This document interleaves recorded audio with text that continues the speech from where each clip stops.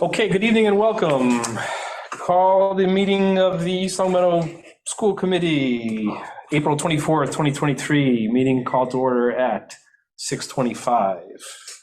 This meeting is being both audio and video taped, and I would ask that folks please rise for the Pledge of Allegiance. I pledge allegiance To the flag of the United States of America and to the republic for which it stands, one nation, under God, indivisible, with liberty and justice for all. Thank you. We will do a roll call. Molly, would you like to start us out tonight? Sure. Molly Riley, Senior Representative. Amy Delenta. Elizabeth Marcy Boucher.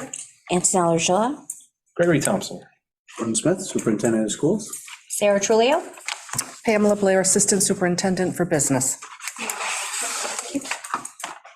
Okay, thank you all. And we're going to look for a motion to amend our agenda this evening. We had a last-minute entry that is timely, so I'm going to allow it to be added to the agenda tonight because we need to make a timely decision.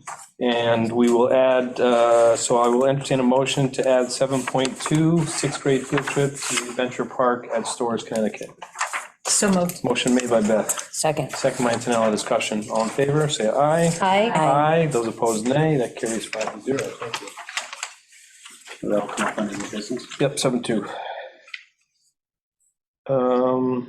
Minutes for approval, executive session. I move to approve the April 10, 2023 executive session meeting minutes. Motion made by Antonella. Second. Second by Amy. Discussion. All in favor, please say aye. Aye. Aye. Those opposed, nay. And I'll abstain because that wasn't fair. It's right. Okay.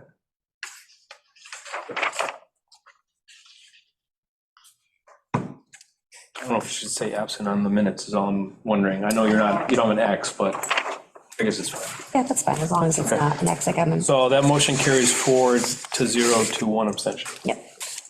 Excellent. Next, please. Move to approve the April 10, 2023 regular session meeting minutes. Motion made by Antonella. A second. Second by Beth. Discussion. All in favor, say aye. Aye. Aye. Those opposed, nay. 0, thank you. Committee and subcommittee communications. Molly, I'm going back to you again. What do you? Athletics are going pretty good for sports across the school.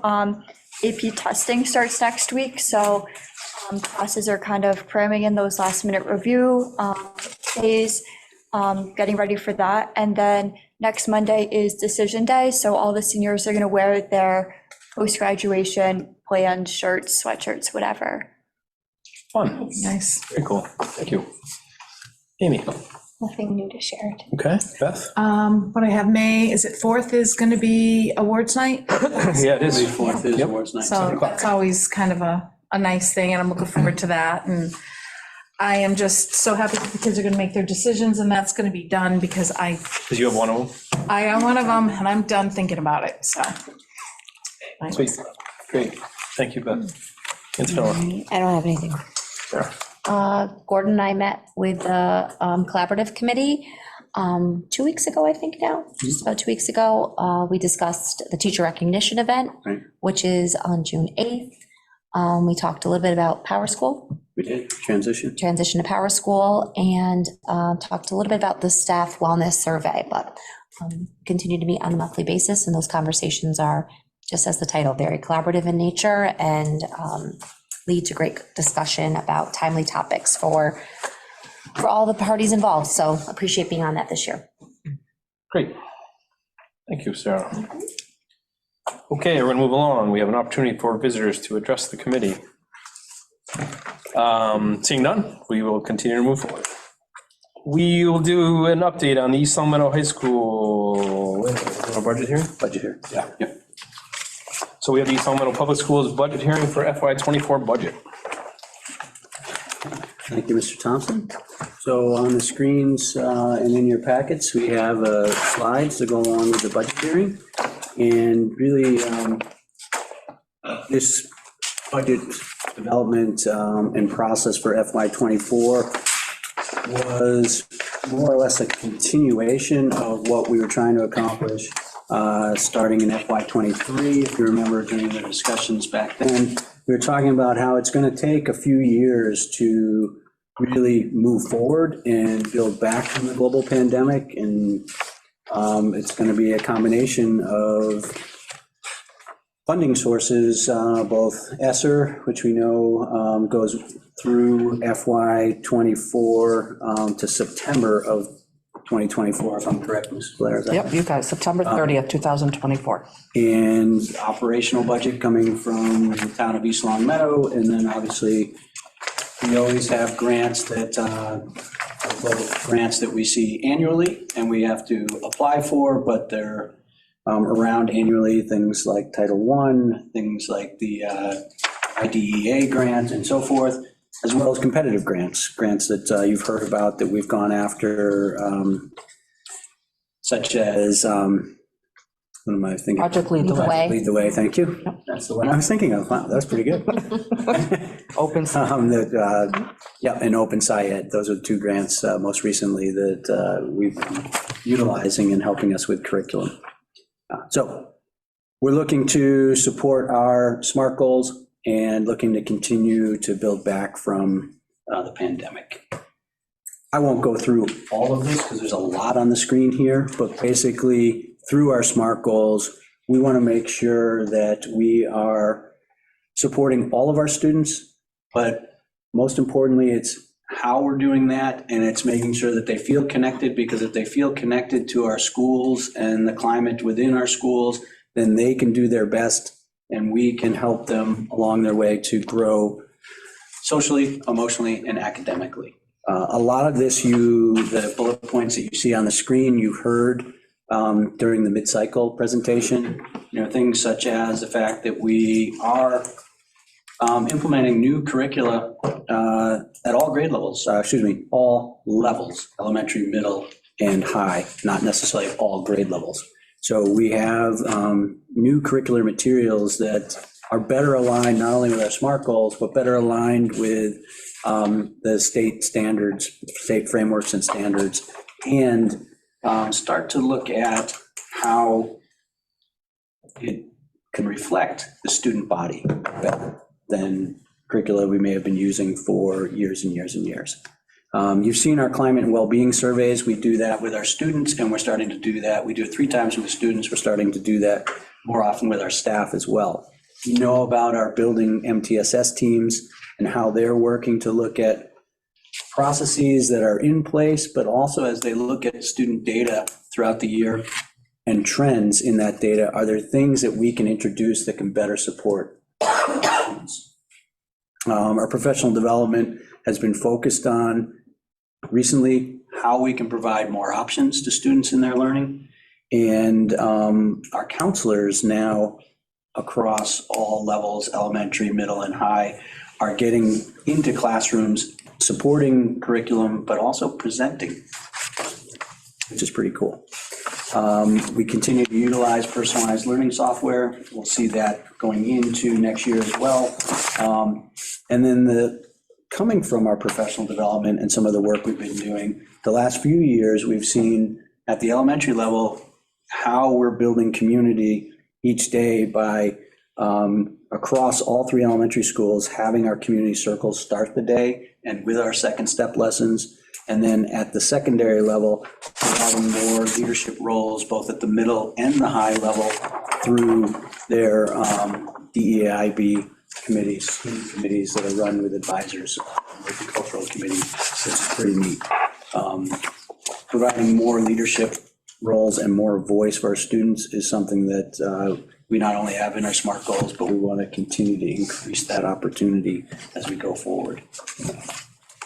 So as I've been saying, last year was really where we started to begin our building back. And so that budget that thankfully was supported by all of you and then supported eventually through the town process helped us really start to evolve and move forward with our preschool model, which really looks at supporting our youngest students who right now we're seeing more need than we've ever seen before. It also helped us recover lost positions. So not only do we add a preschool teacher at Meadowbrook, we started to look at how we support at the elementary level as well by adding a math coach so that we're not sharing one math coach between Mountain View and Maple Shade. We covered a lost FTE at Birchland, and that was redefined into a need that is what has become our student intervention coordinator. And that person is now facilitating the work with the MTSS team, coordinating all the interventions and working directly with some students and families, which is really neat to see. We recovered an assistant principal that had been reduced in previous budget years at ELHS, and we added an art teacher so that we continue that model where we're not having traveling teachers between Mountain View and Maple Shade to the extent possible. What that does is allow for more opportunity, not only for our students, but it also allows our schedules to be built where we can start to free people up more consistently for collaborative planning time, which was something that was needed to really do the work that we're doing well. So are students getting twice as much art now? They're not necessarily getting twice as much art. Right now, we're scheduling the art teacher consistently across all 5 days, and then we're also scheduling the art teacher to work collaboratively in some cases with other teachers. So each building's doing it a little differently. As we switch to Power School, we're going to take a look at that and see how we can do it consistently, but not lose that collaborative piece, because that's been really cool to see how each building has started to pair up the art teacher and start to work, say, with our enrichment teacher, or in one case, did a whole unit with the library secretary through their reading time with all the staff that came through for reading time, which is really neat. Yeah. This is something I've said for years, so now I just put it as we know, that a school system's budget is the most strategic factor to impact every student's success and reaching his or her full potential while allowing the district to meet its goals for all students. Without the funding, it's challenging to do what we do. Something that we look at each year, just as a comparison, and this comes directly from SC. If you go to their webpage, you can find they have a spreadsheet that drops down and gives you the fiscal years. I think actually right now they're showing fiscal year 18 through 22. I just gave you the last 3 years. The funding that's being probably driven most at the state level through Student Opportunity Act is driving up the state average in terms of per pupil expenditure. So you're seeing, since FY20, from where it was roughly $17,500 for per pupil expenditure at the state level in terms of the average, it's now at $20,000, $20,110 for per pupil expenditure. And you see sort of where we are. I think we were maybe one position up in the LPVC. Ours dropped a little bit, not significantly, but so as they calculated through, and there are a lot of different elements that go into the formula that gives you your per pupil expenditure. But anyway, we're at about $17,891. So you see where that is in comparison to the state and the other LPVC districts. So if I could just interject, that's a good thing, because, I mean, are we utilizing, I know we've tried to give some money back, we've tried to be really fiscally responsible, but I still think we're bringing things back in and we're still lower than we were. 2020 doesn't count because that was just a weird year. Okay, compared to all the others, I'm happy to see. I think one of the things that we've been able to do, I think to the point you're making, is we've been very effective with some of the programming that we've brought in. We think we've been very effective with some of the professional development. We're trying to keep costs down where we can. We've also gone after grants, which has allowed us to do some of the work that we've done without being a cost to the operational budget. So all that plays a role. Although there is an element of grants, I think entitlement grants, that goes into the per pupil expenditure, if I'm correct. Because I was thinking it was not part of it. I don't think the competitive grants are. Okay. I do think You think that Title I. there's a piece of your Title I. I mean, this all ties back to the end of year report that I do, which does capture all expenditures for a school department, including any town expenditures, and the operating budget and the grants are on there as well, so. So I think some of your entitlement grants do get factored in Okay, to your per pupil expenditure. However, some of the competitive grants probably do not. And some of what we did with the curriculum was through DESI grants. And I don't know that those get factored in. yeah. I think it's kind of first come, first served until the money is depleted. I will double check that for you so you can get the accurate answer. Thank you. You're welcome. And then we're in a similar spot when you look at the DESI DART districts that they feel are comparable to ELPS. So see where the state average is. Districts that they feel are comparable to us are Triton, Sandwich, Danvers, Norton. Those are all on the eastern end of the state. Dartmouth is also out there.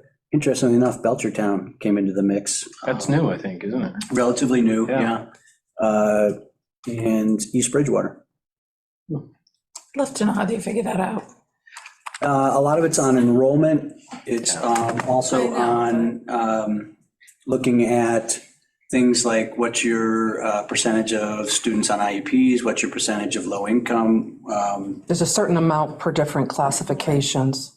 And I could tell you already, I just did the math, it definitely includes grants in there. Yes, okay. Makes thank- Absolutely, yep. Gordon was correct. Okay, thank you. So we're in a similar position, whether you look at LPVC, which is often how we look in terms of our neighbors here in Western Mass and our colleagues in the collaborative, or whether you look at the DESI DART lineup. This just gives you an idea. You know, I think East Long Meadow has always been very supportive and values education. Over the last roughly 10, 11 years, we've been anywhere from, a low of 1.35 back in 2021 to a high of 4.1 in terms of our increases for any given fiscal year. When we get into even the 1.5 range, it becomes really challenging, and that's where you see positions being eliminated because level services usually is going to be over 2%. When you factor in all the bargaining units and different things that we look at as we start to build a budget, software that we're paying for, those things all increase. This year, we have a very similar request to what we had last year, which is 3.9. And there was good discussion over the last few school committee meetings around, where that should be, because we do know that Chapter 70 is increasing, as we said earlier, due to the Student Opportunity Act. We're seeing a pretty significant increase. So what does that 3.9 indicate? Well, one, as we look to transition our current personnel forward, as we talked about, and then look at what has been effective programming that we're feeling is not being effective, we're going to eliminate. But effective program, if we move that forward, that is what we consider our level services budget, and that's a 3.7% increase this year going into next. We did also want to continue our building back and restore a social and emotional special education teacher at Meadowbrook that was eliminated in 2021 with those reductions.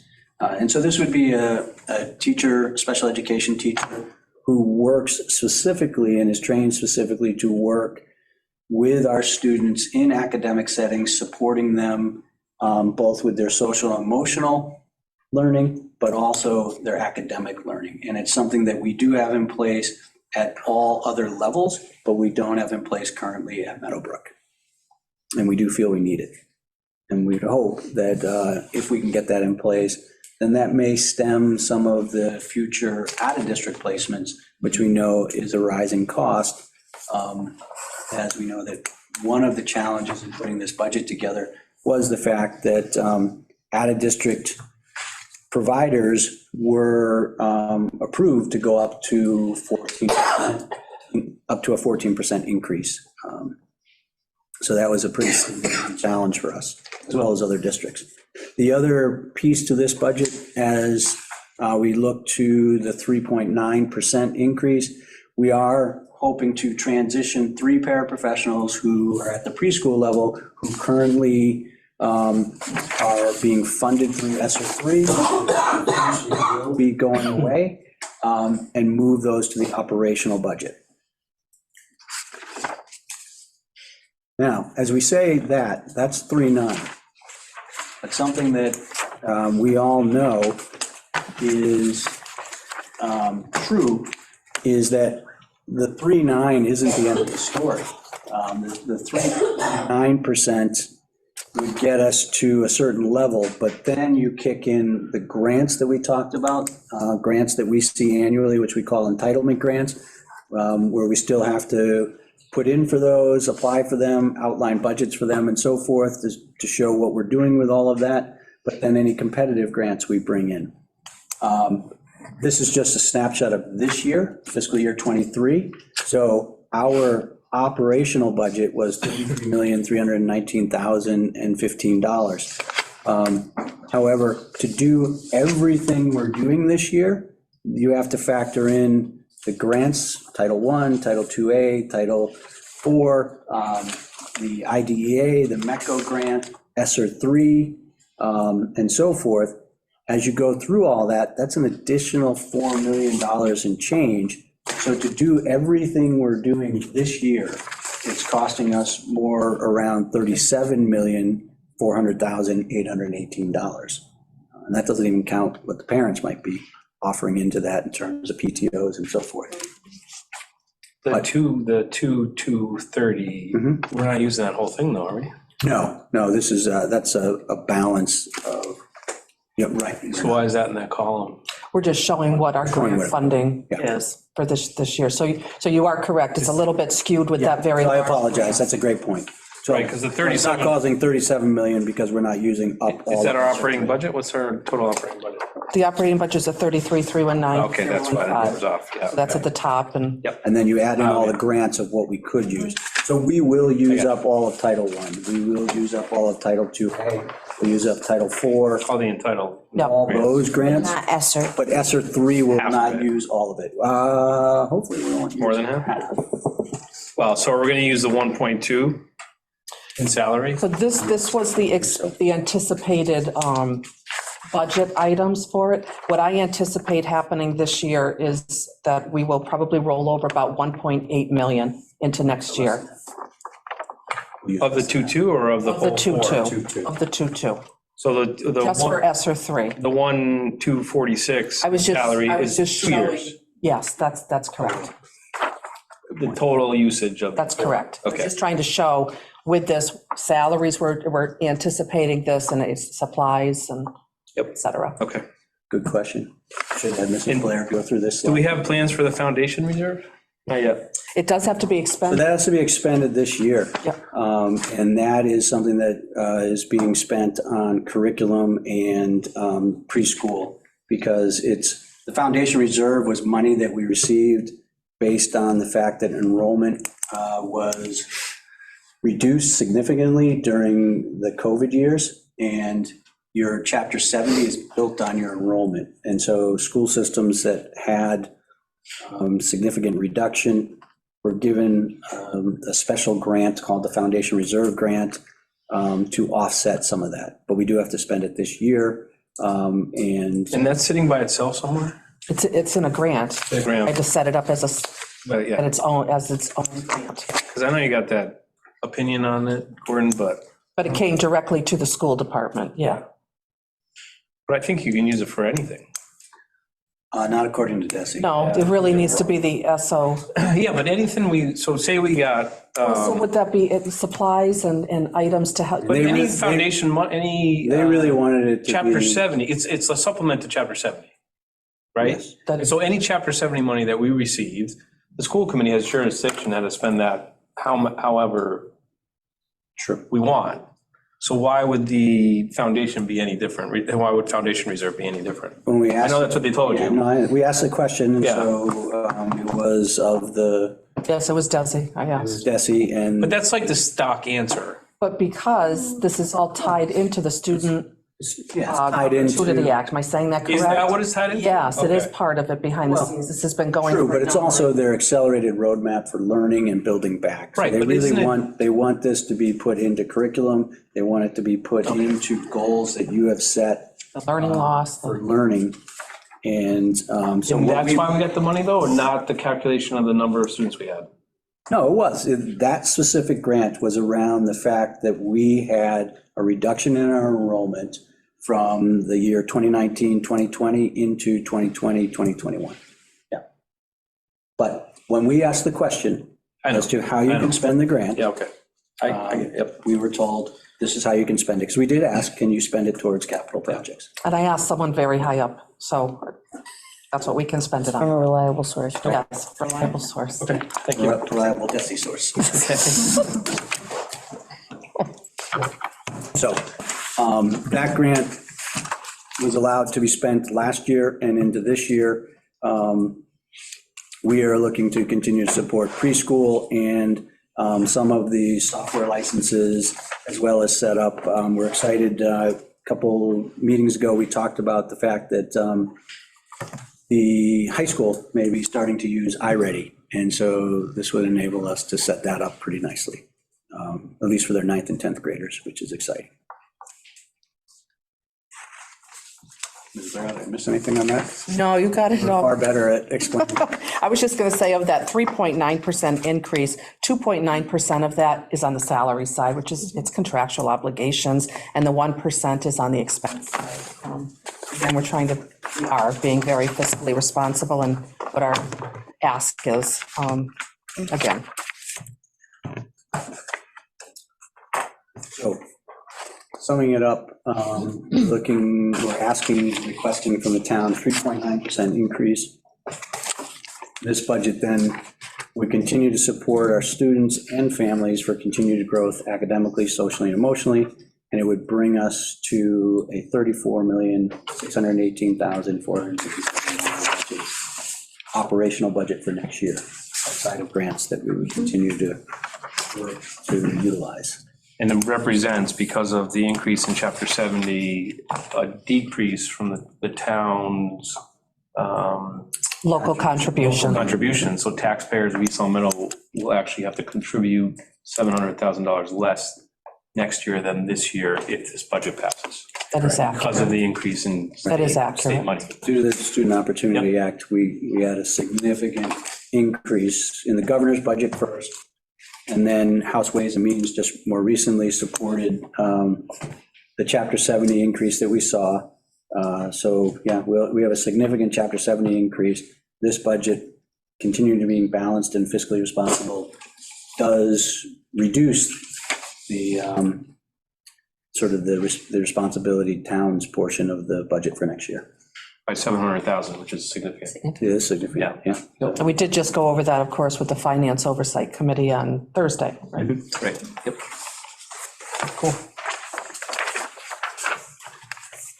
We will continue as we did. That was a good segue. Mrs. Blair just talked about the fact that we presented to the Finance Oversight Committee last Thursday. That was a great conversation with them.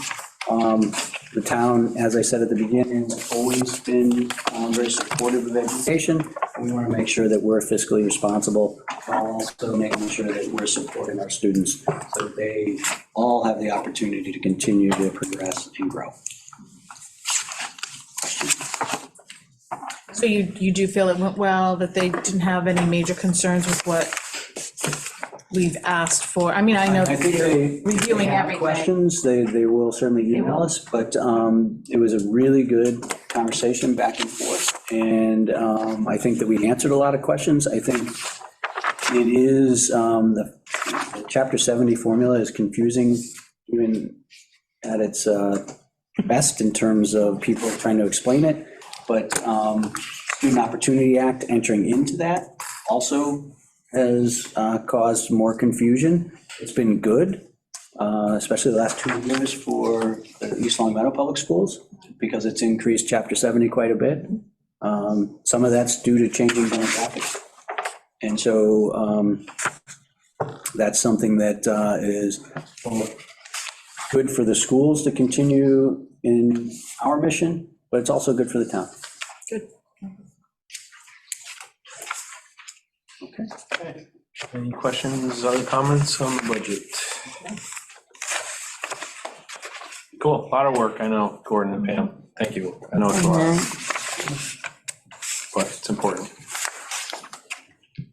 Okay, we're gonna move forward then. We have an update on the East Long Meadow High School feasibility study and school building project. Give me a moment just to pull up that.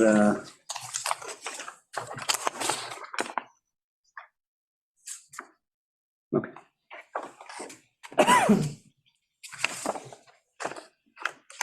Okay, switching gears. So on your screens is the slides that will give you an idea of sort of where we are in the feasibility study process, as well as what does that mean for a project at ELHS. So current status, so feasibility study, the last time we had a big update and a big submission to the MSBA, we were presenting the programmatic report, or the preferred schematic report, I think it was what it's called. And since then, we've received both MSBA comments and approval to move forward. And so we are fully into the schematic design phase. And so our next submission, as our design team and Skanska, our owner project manager, continue to work to move through the schematic design phase, is in August of 2023, so this coming August. So now, what does that mean? It means that our design team will go from more of the conceptual aspects to really getting specific with their drawings. And they'll start to really detail everything, not only the floor plan, but they're going to start to detail materials. They're going to start to detail all the different things that make up a building. A key date, May 18th, 6 p.m. The building where we're going to do that is to be determined, or the place where that community forum is to be determined. The two places that are being considered, we've done our last two community forums at the high school. But we are also, as a school building committee, we're looking at, should we go back to the Council on Aging, which is where we had done a community forum back in September. I think that's a nice thought, but I feel that there's so many people that go on the tour that we can't do it at the senior center. True. I mean, you could do tours at other times, but that's a great point. And if the tours are being offered, maybe that draws people in. Yeah. You know, so all things to be considered. I mean, I respect wanting to move it around. Yeah, we were trying to get to a different population Yeah. for attendance, and people were comfortable going to the senior center versus, but I know that more than half of the attendees typically take the tour, or about half. Yeah. So anyways, just thought. Yeah, we'll Just so that all of you know, and the many viewers at home know, that our community outreach to date, we are trying to get information out to the community. We are trying to get feedback as we go through this study. So we've had 4 larger community forums, one June 15th of last year, and then this school year, we've had one September 21st, November 16th, and March 16th, with the next one scheduled May 18th. Then we've had 3 smaller presentations to school PTOs or school councils, one on October 6th, one on November 9th, one on February 13th. I am scheduled to present Wednesday to the Special Education Parent Advisory Council. That's on Wednesday, the 26th, this coming Wednesday. I believe that's over at Birchland. I think we're at 6 p.m. if anybody's interested in attending. Bring your own popcorn. So we've also had meetings with the high school faculty and the academic departments. A lot of those meetings occurred this fall. We had previous meetings in the spring. This is now, when I say we, this is mostly the design team and the architects sitting down with folks. Then we had meetings this school year with ELHS students. Back in August, they hosted a booth, National Night Out, and at the same time, with National Night Out, they launched a community survey that both was going on during National Night Out. People could take it when they went by the booth, or they could take it online for about 2 weeks after National Night Out. And so we used some of that data, I believe, in our September forum. Where are we going? It's going to be a busy spring and summer. In April and May, we only have 1 week left in April. Our design team again will start working with the high school departments. We'll also, they're going to launch into a material conceptual study. Exactly sure what that is, but they're going to start breaking down, as I said, the things that comprise the building. We have our forum in May. They're going to start to look at, design team's going to be looking in May also at the exterior elevations and the massing, some of which, if you've watched some of the presentations that the design team has made during the building committee meetings, they talk about quite a lot. And all of those presentations, by the way, are on the LCAT channel, as well as if you go to our website under on the first page, just if you scroll down just a little bit under some of the top information, there's the ELHS building project. You click on that and it brings you to a link of all this information. Throughout May and June, the design team is going to be doing a lot of different things. As you can see, they have a ELHS security charrette that they're going to be working on, just basically all of them coming together and figuring out different sketches and so forth in terms of what's the best way to make sure that this building has top of the art, so to speak, security, top level security. What's the most current in the industry as we put this building together. They're going to start to look at how the labs break out and what the typical floor plan should look like for classrooms. They're going to look at our corridor. That's a big thing, is what does our circulation look like in the building? And so they're looking at that quite a bit, as well as the elevations, both as you go and look at our building, front to back. Ongoing look at what the landscape outside looks like and what the structural plans will become. Then in the summer, they get busy on looking at things like our technology budget, looking at the phasing plan and the construction schedule, and then they start to look at what would furniture and equipment going into the building look like, and what's that going to cost, and what are the goals that we have set around that. And then they finalize towards the end of July what the full construction cost estimates will be.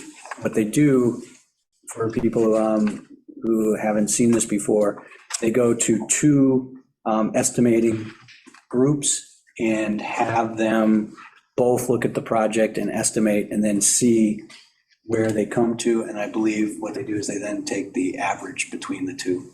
The final cost. So this is some of the preliminary stuff that we're starting to see. And so this is what it would look like coming in from the front off of Maple. And so you have different entrances. Here you have an entrance that would be closer to where St. Michael's is. And this could be the bus loop. This dotted line is where a pool could happen, although a pool can no longer be part of the MSBA project. But if a pool were to happen, and we think it will, this is where it would be. Then you have the more traditional loop that we're used to seeing in front of the school coming off of Maple, but you have some parking in here now that we would be adding, which is really neat. And then you have, there would be a drop off over in this area where, if that's, yep, you can see that on the screen. If that's where we keep our Little Big Kids nursery program and the child development program, then we would have a drop-off area over on that side. If that changes as we continue to look at what the floor plans look like, then obviously some of this may change. Could So- there possibly be any parking over there too? There would be some parking over there, Okay. yeah, so there would be definitely handicap parking over there, and then there would be some spaces for visitors coming into, because in this area is where central office could be. Oh, And so although central office may not park here, visitors to central office possibly could park here. And originally, we had central office on the second floor. We've since brought it down to the first floor. yeah, for people There's a better picture. better There'll be a access. picture coming up, So but there's, so you can see the parking here, Oh, close to okay. that. right over here. And there's This is more that bus access to loop, the main loop. fields. Well, yes, right. That's as close. Here's your turnaround, and here's your additional parking. No. Mhm. So classroom wings in the back. Yep. Gym, auditorium, cafeteria in the middle, that large running space in the back end. So just to give you, Out here. just all of what Mr. Thompson's saying, which is really cool. This is your existing field, that stays. Yep. These are where your new tennis courts would be, up in the corner here by St. Michael's. Mhm. People can see that. This here would be Basketball. basketball courts, Yep, lighted, all lighted lit, or lighted. lighted. New concessions. I was gonna say, bathrooms. Greg's favorite part of this whole thing, New press box. Whose favorite part? yours, the concessions, the potties. We've been working on this Very important. project I know for that since 20 years. 2010, 11, right, I know. 12 years, a dozen years It's later. so exciting for you, I can't handle it for you. I think others would be excited about it too. Thank you, Gordon. You're welcome. Sarah's excited too, I can see it in her face. Just to give you more of the layout on the campus, so you're picking up two full fields that could be used as game fields, and then a practice field here. You're picking up a softball field and a varsity baseball field, that's probably over here, as well as a JV field going this way. And then an additional field over on this side that probably would be used for junior varsity as well. You can see how the parking sort of lays out, at least currently, and the pool would be in this area. I gotta admit, the team that we've hired for this, they've really listened to what we've said so far. They've listened to the neighbors. They've really, I really have seen them evolve this as it's gone on. It's like, it seems like it's little steps, but they really did. Yeah. Like, they Yeah, they are really listening. trying to make it Right. something that, And this is Air pretty Point, key. Beth Norden Street. yeah. It That's a will walking. only be walking. Yeah. So this would be no longer accessible by car. Loading dock on the backside. Emergency vehicles, So this would be Yeah. drivable, but yeah, only. only emergency vehicles, Yeah. because it really would be a walking path. Right. But certainly one of the things that we did want to make sure is that emergency vehicles could traverse the entire building if need be. Right, and so the existing school is here. The only thing we'd have to knock off is the small gym during construction. The rest could stay while we build, and once it's finished, then the existing building would be raised. Yeah. Cool. So this gives you a look at some of the things they're exploring when they look at it coming in from Maple. And so they're still throwing around, how do they make sure that the entry is a clearer entry? How do they clearly define, the volumes for the gym and the EL community accessing those areas? One of the things that they definitely did with the PE area was, now, when we get to the floor plan, they're trying to make sure that that's much more aligned together so that it's easily accessible, but it's also manageable for staff. Because remember, you only have a certain number of teachers who are managing students in those areas, teaching and working with students, and so they also have to supervise. So you want it accessible to the community, you also want it easily coordinated within your program. And that's a working elevation too. It may stay very similar, and they might look at the products and what's out there because the expense, and they may switch it, change it, try to make it fit in, like however, but that's just like a working, that's basically basic idea of what you'll see, but it'll change But from it could that. change. Yeah. Oh, are those windows in the gym? Yeah, Oh, that'll be neat. yeah. It's a nice natural light. Cool. So the floor plan has already changed. So this was not the floor plan, I think, in our last update. So as they're looking at what they're trying to accomplish, in our last school building committee meeting, they talked about bringing the district office and IT back to the first level. And then they wanted to open up the entry to the building here a little bit more for circulation purposes. This is what I was talking about in terms of the PE area, because if you remember, the previous floor plan had some of the PE alternative spaces over on this side. But now we're looking to keep that somewhat coordinated so that it's accessible as you come. If the community were to enter here, this hallway would be a little bit larger. You're not seeing it here, obviously, in this drawing, but you are seeing a little bit of it in the yellow here. So that there's better circulation and it's more coordinated in terms of where all these areas and rooms are, both that are being used during the school day, but also areas that might be used after the school day. District offices, as I said, right here are down on the first floor. They started to look at moving art, music closer to the auditorium. Music was always here. Art, however, was not.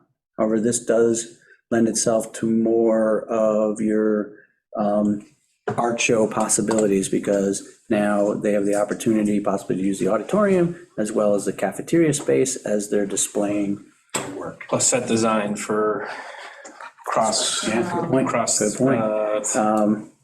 Mr. Mackey was huge in helping for set design for Spartanum, along with many of our students, which was really cool. So I think I There's a said large that. instructional space moved too. Yep. That was originally. Originally it was down Yeah. here, now it's moving closer to where auditorium. Opens up the Caf. cafeteria, that open space in behind it. We need to get, and I know we'll talk about it, we need to have covered outdoor learning in the back. I keep saying it. Outdoor learning Yep. could be out this way. Gonna hit them with it again. That way it's usable. If it's covered. They're even thinking about the cafeteria. How do you do the cafeteria? How do you make it so it's not really loud? How do you make it where it works out so the kids can, And that's all some of the kinds of neat reason stuff that they're why gonna put into What's it. around the cafeteria is more, because you're gonna have doors here, Mm-hmm. and you're gonna have doors here and here, but you only have just the LGI door to the room here. Oops, sorry. So, that might be one of the reasons why they're looking to say, okay, so what's surrounding the cafeteria? You want access, but you also want to make sure that you're not disturbing learning that's going on. On the second floor, still looking at exactly how we configure things, but the idea of possibly mixing some of student support services and our guidance offices up here doesn't mean that we won't have down here in the red conference rooms and so forth that guidance and high school administration could be using, but offices for individual guidance counselors could be up here. This is still under discussion, but. Got to worry about parents coming in, but they could always meet downstairs. Right. It's a lot around also where are students, so, and also you have access to the media center, and if our guidance counselors are presenting more the guidance curriculum, they could utilize the media center to do that. And so there's some benefits. They also could utilize large group instruction space. So there's a lot of opportunity for where they could go to present. So starting to take shape, nothing that is right now set in stone.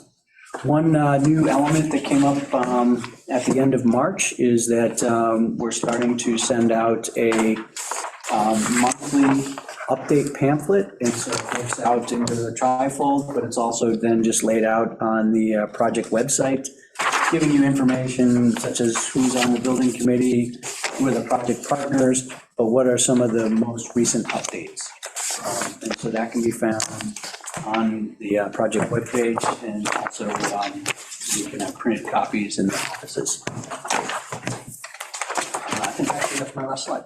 Cool. So I just questions on that? Want to add, Sure. because I'm swan songing out of here in June. I probably only have one meeting because I'm not going to be here at that last meeting in July. Somebody else is going to have to take the school committee spot for myself. I, Well, however, I thought we'd keep you. I am, I want to So be, we're just going to keep. I want to be kept, just leave it like that, and you just change my title? Yep. And call it a day? It works for me? Okay. All right. Okay. Thank you. Welcome. I was going to say, You gotta be nice to me though. I'll be nice, Joe. I'll let you have your potties Stop wherever picking you on my want. bathroom.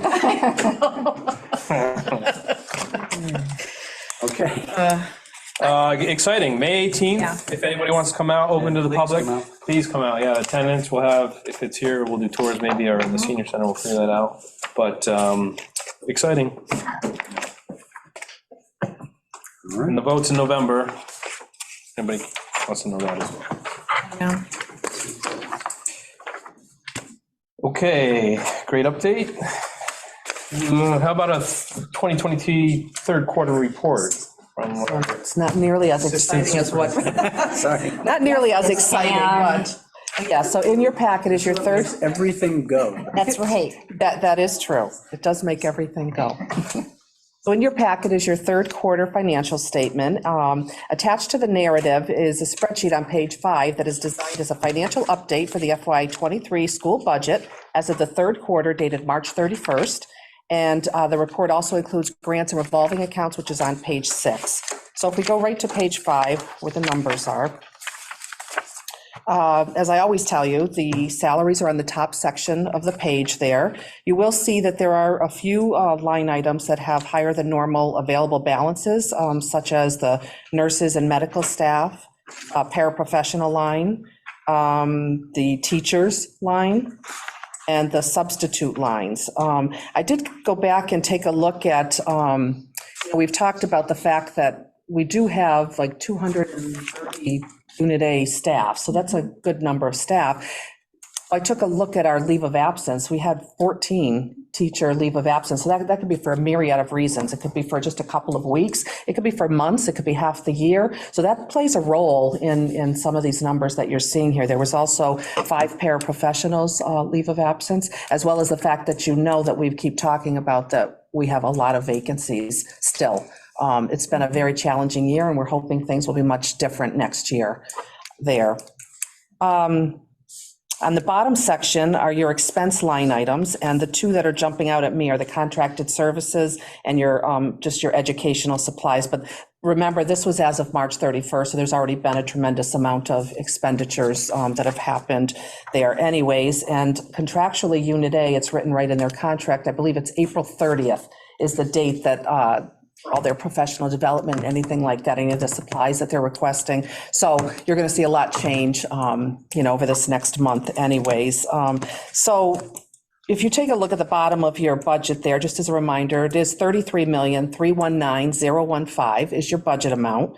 We have expended $21,120,668. We have encumbered $10,555,190, leaving an available balance as of that March 31st date of $1,643,157. Does anyone have any questions on the operating budget? And the custodial balance is in the red. Yep. Is that going to go further in the red, or is that? Well, it could, but what I probably will do now is take a look at other funding sources like ESSER that we have sitting there. So Why it's gone negative? it's probably just that the right hand didn't talk to the left hand, in all honesty, because if it goes to payroll, which I don't process, I've got Tammy that does the processing. So if that just comes through on the payroll and is being charged to the operating budget, and it should be charged to ESSER, it's just a journal entry that needs to be done. So I will be looking at that as well. And on the substitute line item, the expended amount, that is above and beyond the permanent subs, correct? Yes. So are we gonna have enough next year to fund the 5 subs out of that, if that's, and we're not even through the year at that 172? Right, but yes, I still believe that we will. Okay. And then the negative on out of district, that may continue to, Well, so remember, without a district tuitions, we have different funding sources. We have the operational budget, we have IDEA grant, we we have circuit breaker. So again, and sometimes when I am telling you Yeah. things through the budget process, it's all on paper and it looks just right, but behind the scenes, things might not be charged to where they should be. So I need to look more into the detail to rectify that, because if it's over here, then maybe I need to now go in and change an encumbrance to be charged to ESSER Yeah. or to circuit breaker, or, yeah. Does that make sense? Okay. Yep. Cool. Okay, any other questions? Page 6 is your grants and your revolving. The grants are all at on the top section of the page. And, we talked earlier about entitlement grants, which are what most of these are, and they will be expended by year end. The only one that I foresee carrying over is that ESSER 3 grant, which, as you can see, that has $1.8 million right now in there. And I don't expect that to change drastically. So I would anticipate somewhere close to that figure being rolled over, which is wonderful because we have this, as we talked about earlier, until September 30th of 2024.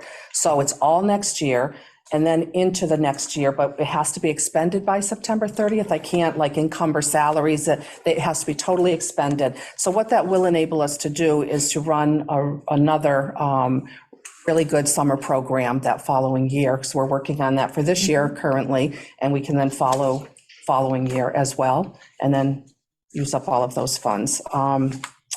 What I do want to bring to your attention is you will notice a few of these grants were increased, and this happens every year. They end up with more money and then they reallocate it out to the districts, and we have to go through an amendment process to claim the funds, which we have done. So Title I, the FY23 Title I grant has increased by $446. So the new amount is $314,893.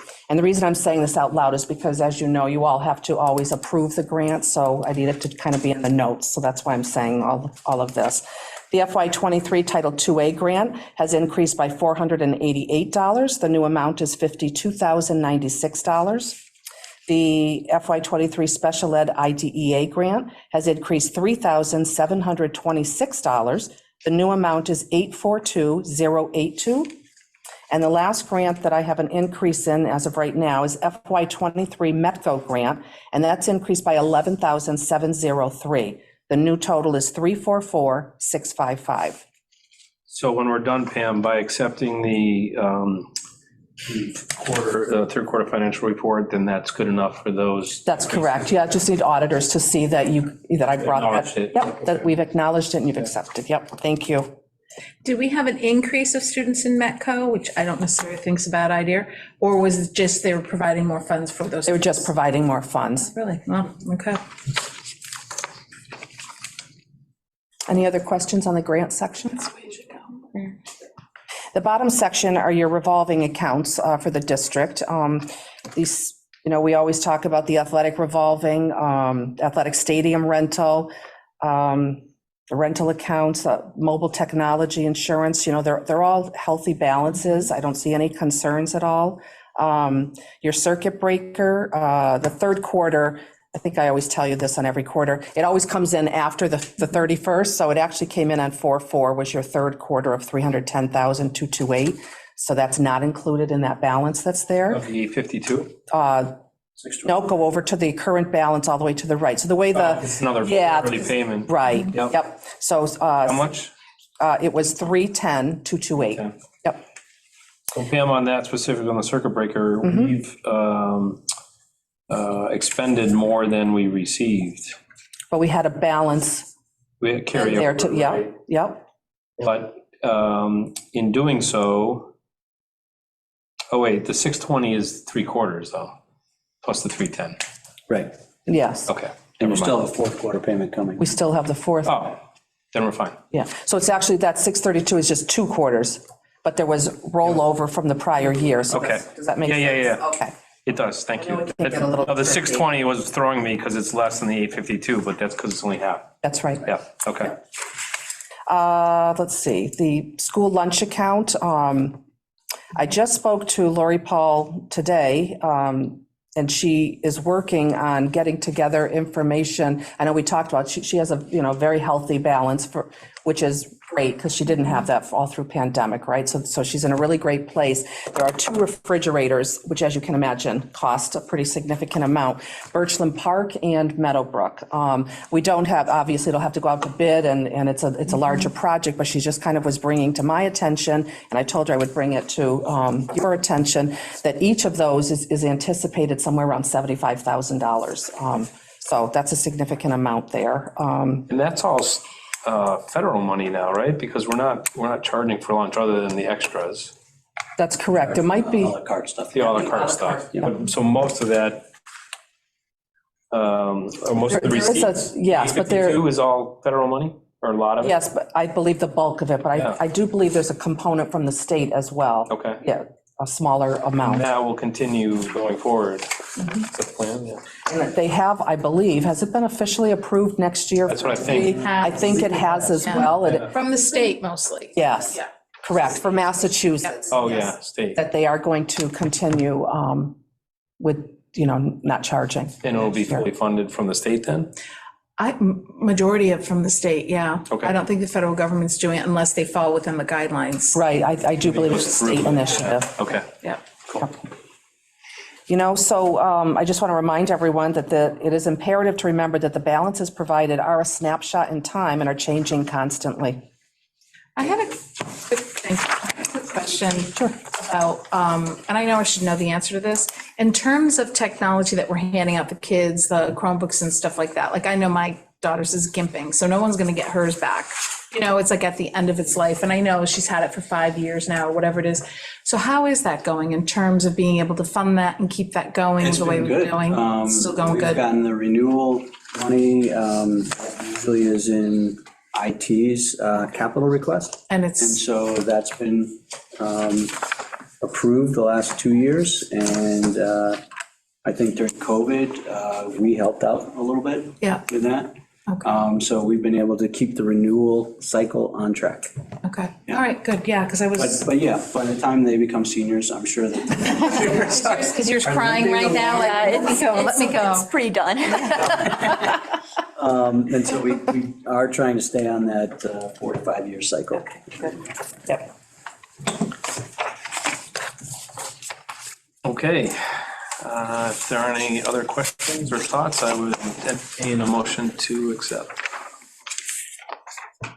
I move to accept the FY23 third quarter financial report as of March 31st, 2023. Motion made by Beth, Second. second by Danila. Discussion. All in favor, say aye. Aye. Aye. Those opposed, nay. That carries 5-0. Thank you, Pam. Thank you.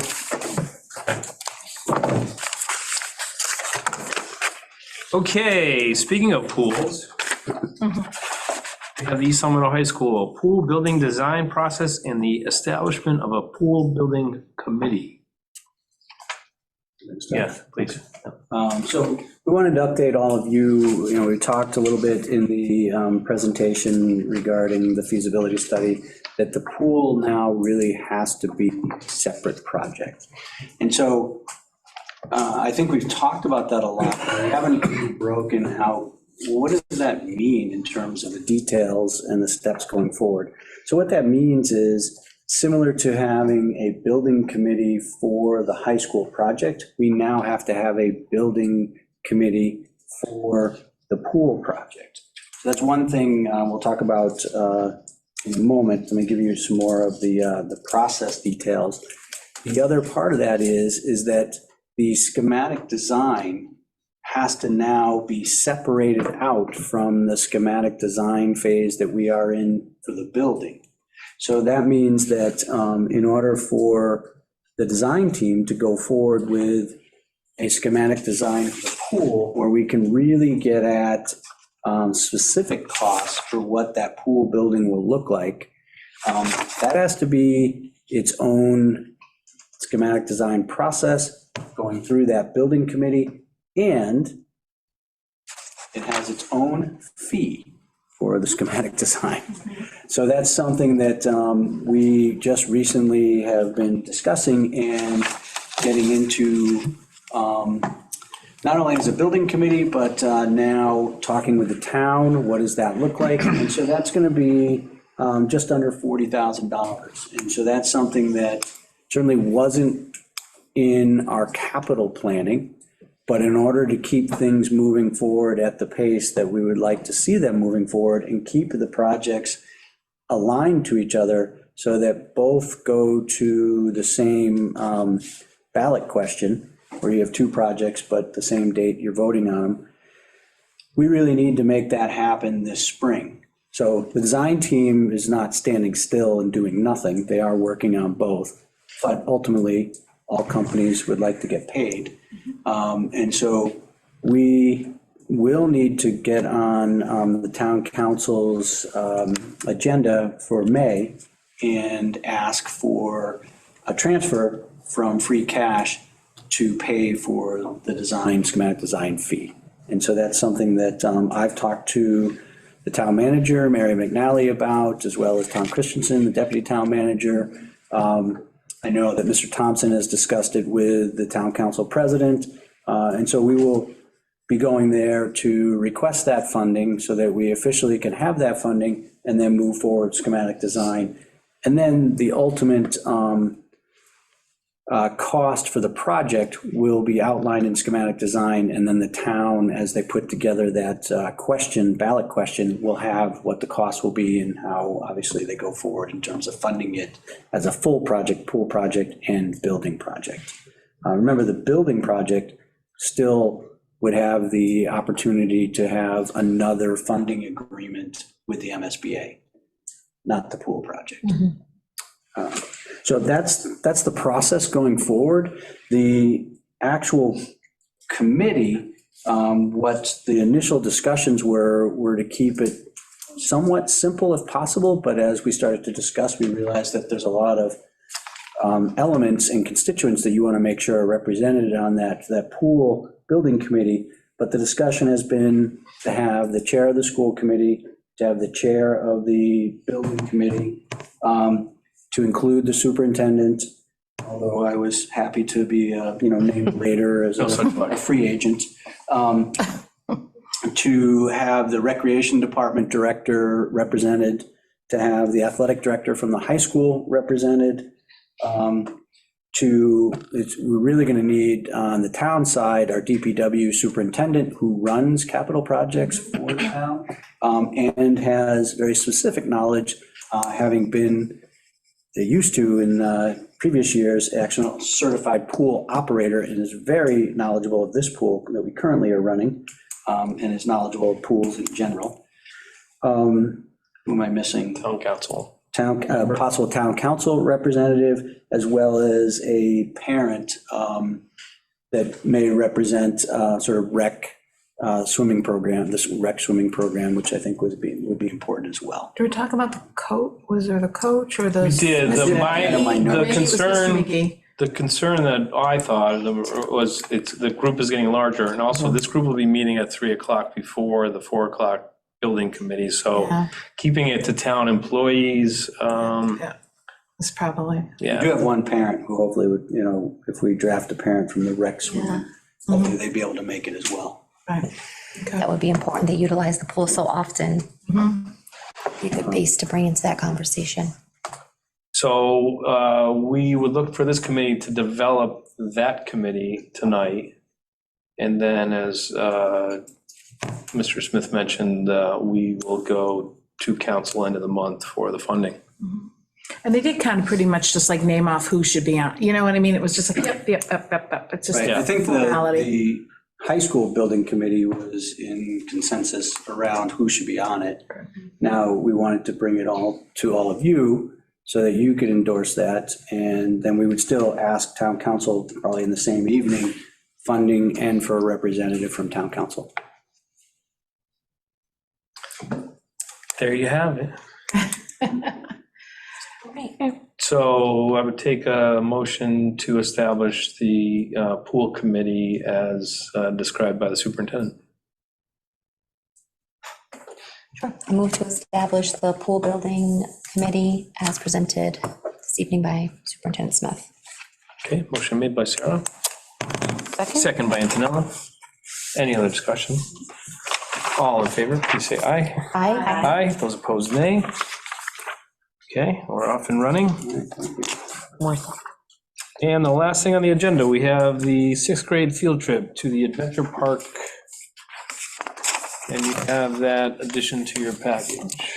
This was a late hitting item, but as Mr. Thompson said, a timely item because there's going to be a decent amount of planning involved.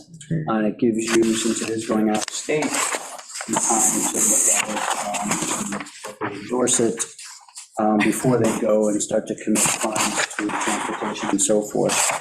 And basically what they're looking to do, they have done some smaller field trips in the past with the 6th grade. They have an activity, end of the year activity for each grade level. But what they're hoping to do with the 6th grade is continue some of their team building, some of the health and health curriculum frameworks and standards in terms of keeping physical activity going, making sure you're promoting physical fitness and decreasing sedentary lifestyle. But I think the team building is probably the larger aspect that they may pull out of this. And so they're looking to take some of the things that they've done in years past to a grander level by going to this adventure park and stores where there are ropes courses as well as zip lining, and take some of this to a higher conceptual level as well as real level in terms of team building. So Yeah, $40, not bad for a field Is trip. it 55 or 40? It says 55 on the front and then 40 on the back. Oh, yeah, 40 on back. Just They're curious. getting a PTO contribution of $1,000. And then how come the nurse fee is only for 2 days? A 4-day Try trip. 2 half-days? I thought that. there might be 2 students, there might be Oh, But nurse, that need. Depending on which. I thought nurses had to attend every field trip. Thought that was, Generally, we have nurses we attend both field trips, but I can find that out. I'm just wondering if it's You gonna have, change the you cost. have, Like if it was planned for 2 days and they realized they had to do 4, like if that's gonna make an adjustment. true. Yep. I don't know. That's a good question. And then how do we disinfect gloves? That confuses me. Oh, I think that's the bus, no? No, that's the gloves. Really? Yeah. Oh, They're gonna buy in bulk. Gloves, and then they're gonna Alright, disinfect them. Someone's gonna Where does it wash say machine with hot water. Top of page It's, 2. they're gonna buy in bulk. Oh, right there. Each quarter. After each group, and visit. they're gonna have to disinfect it. They got it. Yeah. Now, if we vote on Better this. go on the first day and the fourth. Yeah. Shoot for May 22. Yeah, They do have a Turn around for disinfecting process, disinfection. I just don't know what Yeah, the process I'm is. sure it's a good one.